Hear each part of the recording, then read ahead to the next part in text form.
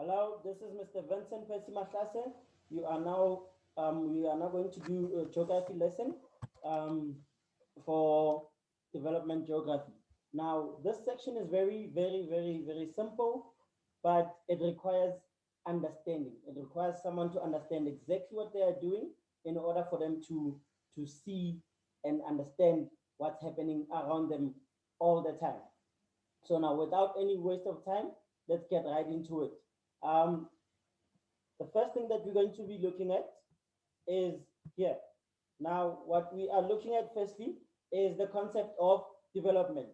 Now, development in geography, the term development refers to a number of characteristics that describe the stage in which a country has reached in terms of social, cultural, economic, and technological levels. Now, what levels are we talking about? We are talking about the standards that the country meets. Now, with that, all of those factors put together will actually govern or will actually give a way as to how will the standard of living be in that country. For example, let me make an example quickly. A country that is well developed economically will obviously have high technological advances. That will obviously influence a new culture into the country. That will also influence new social activities. You understand? So now, if this is a rich country, then the standard of living will be high. If it's a poor country, then the total opposite will happen of what I've just explained. Now, with that being said, you should take into consideration that a country that is economically poor, let me just explain that. A country that is economically poor now will experience very low levels of technological advances. That in turn will hold the social activities back because they'll be still practicing outdated social activities. And again, that will also allow the people to still practice all cultural norms that they used to practice in the past, forgetting that the rest of the world is what is advancing towards the future. So now you should always understand that development in geography, we look at it in a fact from a factor or a number of factors that affect it directly. Now, also, the second thing that this will affect is the quality of life. Now, the quality of life is also affected by all of these factors, that these characteristics that I just mentioned. Now, how is it affected? Remember that if ever we have a country that is economically high or rich, now this means that the quality of life will be high. Do you understand? Those people will have better quality of clothing, better quality of everything basically. And if the country is not rich or if it's not wealthy, then obviously the quality of life will also be at a lower level because the people they don't have purchasing power. They can't afford expensive um, goods and resources. So that's what we are saying there. Now, moving on, um, how is development determined? Now, we look at a number of aspects that are taken into consideration. The first aspect is economic development. Now, with economic development, how is this determined? They look at the following things. They look at your gross domestic product, which is the total amount of money that a country makes at the end of the year. So that is the gross domestic product. Now, so now, if a country makes more money, then it means that the the the the the, the determination will say that this development is going quite well. Gross national product. This is the total amount of goods that are produced in a year. Do you understand? So now this will also say a wealthy country will produce more goods than a poor country. That's what we are saying. And then we go to the third one, which is purchasing power parity. Now, it's clear. Purchasing power, it means that the more the country has money, the more people can buy. But then if the country is poor, then the people, they cannot afford to buy anything. The second thing that we look at is human and social development. Now, in this sense, we look at the following things. The physical quality of life. Now, physically, how are those people in that country living? If you go there, will you find exactly what's been said there? And then we look at the human development index. Now, here we're also looking at the population itself. How is it? How is the graph? Is it balanced? Is it imbalanced? So forth. And we look at the Gini coefficient. Now, the third aspect will be the demographic development. Now, here we're looking at life expectancy, how long a normal person is expected to live in that particular country. Wealthy countries, people live up to a much more older age. Poorer countries, people live, their lifespan is cut very short. And then infant mortality rate. Now, this is where now how many stillborns does that country have? Meaning that kids that are born that have died, born in a sense that they are not there. So how many children have died per thousand? So now wealthy countries have very little of this, and poorer countries have more. This goes hand in hand with what? With our health services. Now the next thing, how is development compared? We have global development, we have regional development, and we have local development. Global development talks about the whole world in holistically. So now, how is the whole world developed? Which parts are more developed? Which parts are not developed? That's what we say. And then regionally, we're talking about what? We're talking about continents now. Is Africa a developed continent, or is it an underdeveloped continent? So forth. And then local, we are talking about what? We're talking about countries in particular. Are they developed? Are they not developed? And then now we go and look at the framework for development. Factors that affect development. We have resources. Now within resources, what are we saying? We are saying that is that the people there, do they have access to resources? Is there limitation of resources? So everything here has what? Has positive side and also a negative side. So now if there's access to resources, if there's no limitations to resources, if people can easily get resources, then this means that the development is not affected.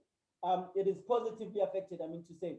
But then now, remember, if we have limitations, then it means that development will not it will be affected negatively. Now, energy we are talking about fuel. Is the electricity there? Is the coal? Is the petrol? Is the fuel to assist in the process of producing goods?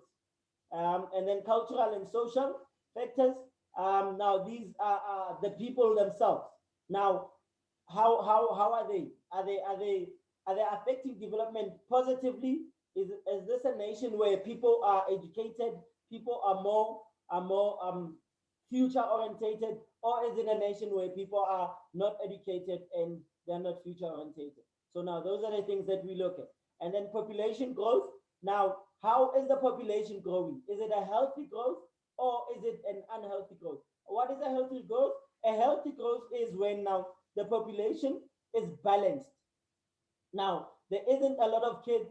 There's more of the workforce than any other bracket. Do you understand? Now, an unhealthy growth is where you'll find that there are a lot of kids more than the working class.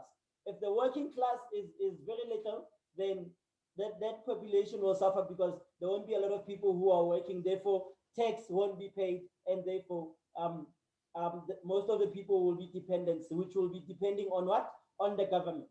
Now, political factors are the political issues in that, or political activities in that country positively run, or is it smooth, or do we have unrest? If we have unrest, then it means that development will be hindered because everyone won't be settled. But then if everything is fine, then development becomes smooth.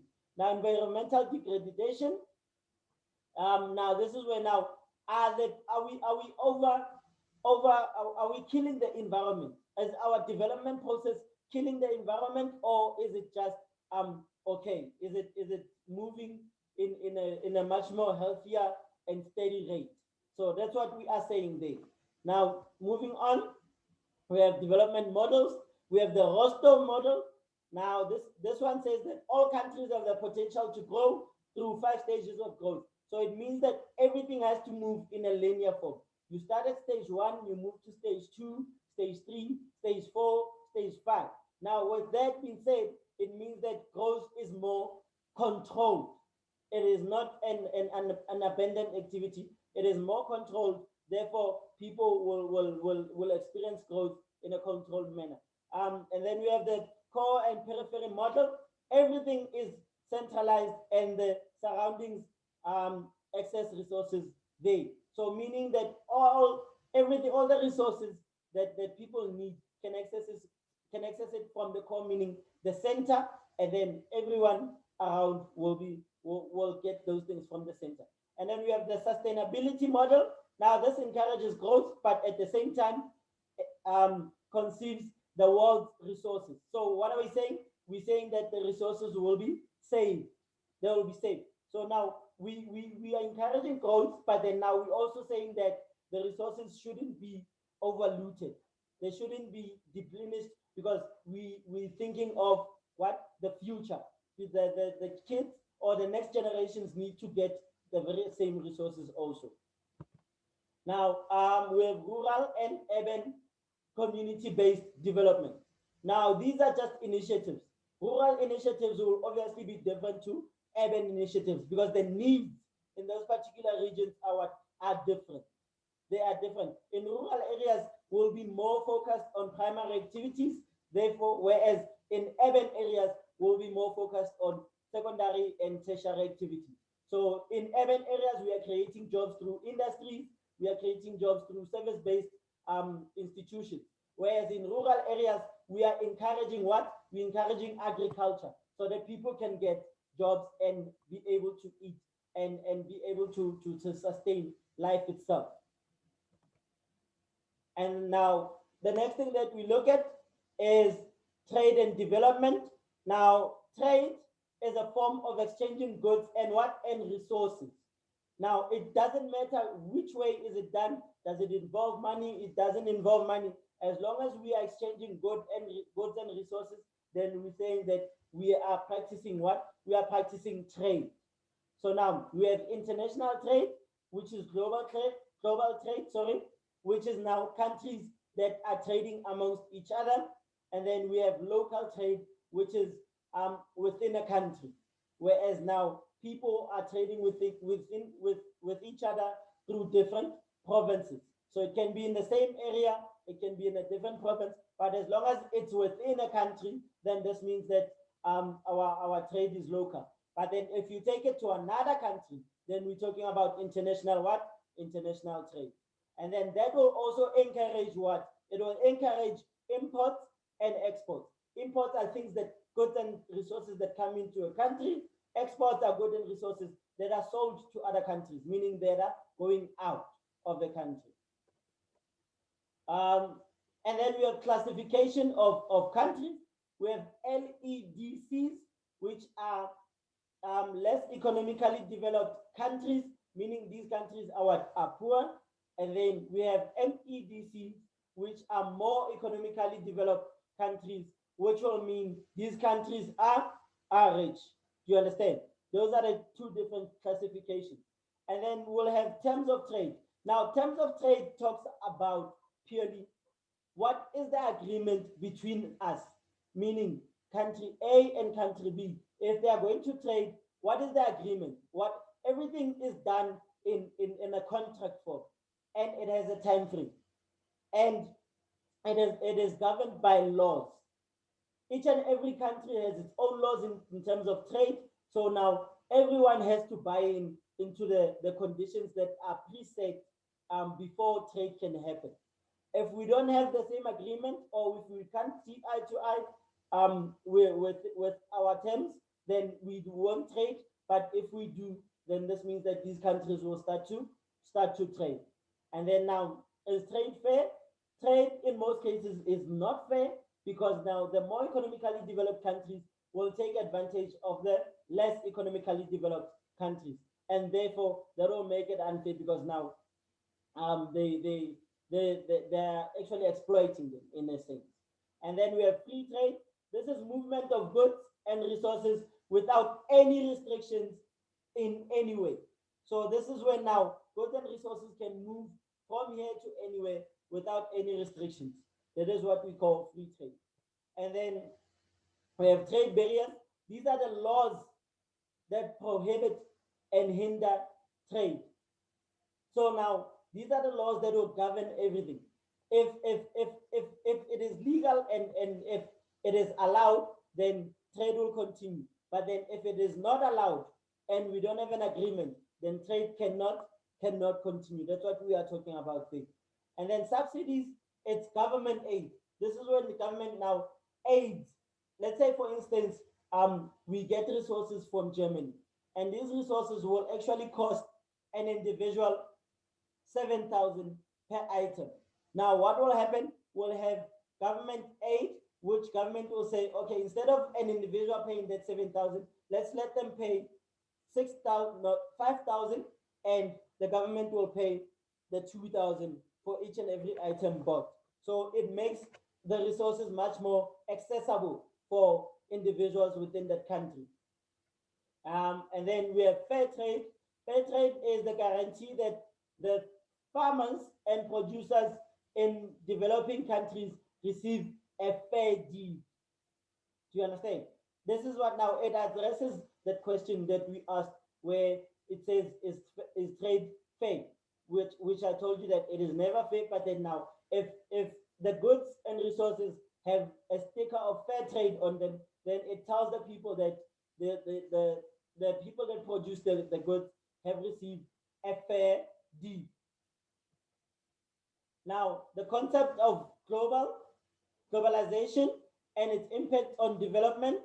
Now, it has positive impact, consequences, I mean to say, and also negative consequences. Now, how is this seen? This is seen in the sense.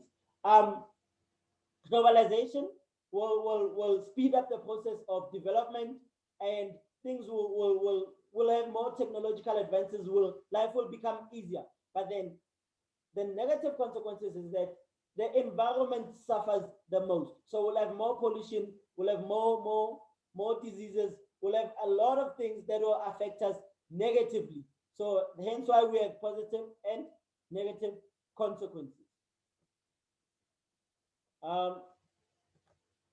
Now, development issues and challenges. Now, some of the issues that are there is that women are previously treated unfairly. Now, here we're talking about women's access to power, women's access to resources, and the attitude towards women. So previously, women were treated unfairly. They weren't allowed to work. They weren't allowed to do anything. They were supposed to be wives at home. But then now, with the new advances and globalization taking place, it has reached a point where we are talking about equality now, whereas women are seen the same as men. So they have to be treated the very same way. So now these points address that very same problem, whereas we are saying that things should change, things should be seen from a different light as from it was before. And then the effect of development on the environment. Now, the biggest effect is environmental degradation and also pollution. Pollution kills most of the the the the the, the environment. It kills most of the environment, but then again, it also helps with our plant. But then now, the earth cannot have a lot of pollution. It can't take it. Therefore, we need to be careful of what we are doing. Now, the role of the state and business in development in South Africa. Remember that the state, we are talking about government. Now, the role of government and the businesses in South Africa in terms of development is that they help us to be able to improve our standard of living. They also help us to be able to sustain the quality of life. So we'll have a sustainable quality of life, and it will also address what? It will address what we call food security, whereas now people will be able to have food and they'll be able to eat on a daily basis without any any um any problems. Now, the role of development aid, we have different types of development aid, and remember, aid is just help that we get. Now, we have technical aid. This is helping with bettering the technology in a particular country. So, if a country is given technical aid, it means that they'll improve their technology. That particular country that's helping them will improve their technology and they'll bring them up to speed as to where the world is. Now, an example is what? We've moved from 4G, we've went to what? To 5G. Do you understand? So this is technological advances. And then we have conditional aid. Conditional aid is help that is given with specific responsibilities that have to be met at the end of the day. Now, the responsibilities have to be met at the end of the day. Now, that is what we call conditional what? Conditional aid. Now, we also have humanitarian aid. Now, this is aid that is provided or assistance provided for humanitarian purposes. Now, this is just to say that this aid is provided to in a sense of giving well. We are giving people this opportunity. We are giving people these resources. We are not expecting anything back from these people. That is development um, um, development aid in a sense of humanitarian aid. And then we have the impact of aid on development. Remember that the impact of aid on development is a positive one, whereas it helps to improve the standard of living. It also helps to improve the quality of living. It gives the people opportunities for jobs. It gives people opportunities for a better life. It gives people opportunities for better quality of education. It gives people for better quality of infrastructure. So it improves lives holistically as a whole.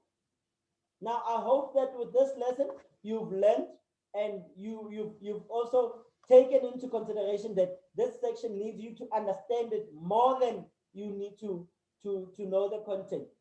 Now, I will see you again in the next lesson. With that, I'd like to say thank you, and we have completed our lesson for the day. Thank you. Bye.